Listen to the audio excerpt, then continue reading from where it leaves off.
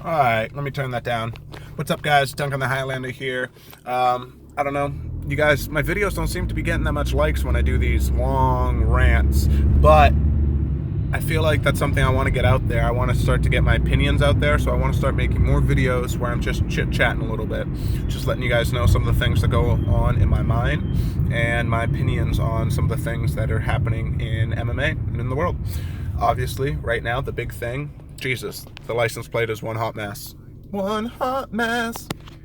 But, so, as you know, as most of us know, tomorrow is UFC 229, Khabib versus Conor McGregor. And everyone's wondering who's going to win. They want to know how.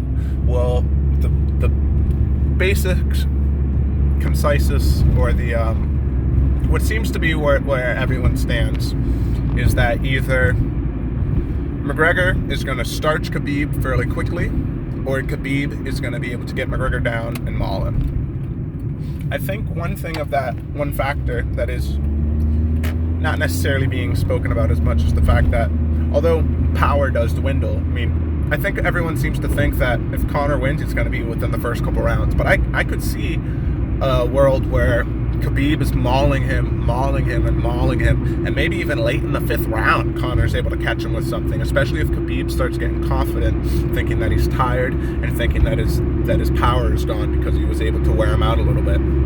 That could keep him open, that could make him vulnerable later in the fight. I'm super excited for this, just like everybody else. The big thing, I think, obviously everyone talks about Conor McGregor's left hand, but the big thing that he has that most people lack is right here. He's able to really just stay calm. That's one thing I wish I had. That's one thing that I was disappointed about in my last fight. And he's able to just stay calm, cool, collected, and use his brain to add extra pressure, add extra stress onto people. Not just physical pressure, which is interesting because both of these guys are pressure fighters. Now, Conor McGregor is a pressure striker, so he uses his understanding of the bubble, his understanding of range, and he pressures you with kicks, pressures you with punches, and then when you try to reach out at him, he slips back, counters back with that left hand, and normally ends people's lives. That we all know about that. Whereas Khabib, you don't see Khabib get stuck in guard at all. That's the beauty of the grappling that most people miss, is that Khabib never ends up in guard.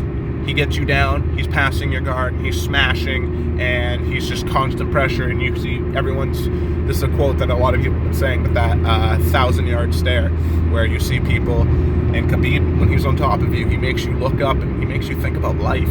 He makes you wonder, what the fuck am I doing here? And you start to think why you're there, and he lets you know that you shouldn't be. I'm gonna make 2 videos.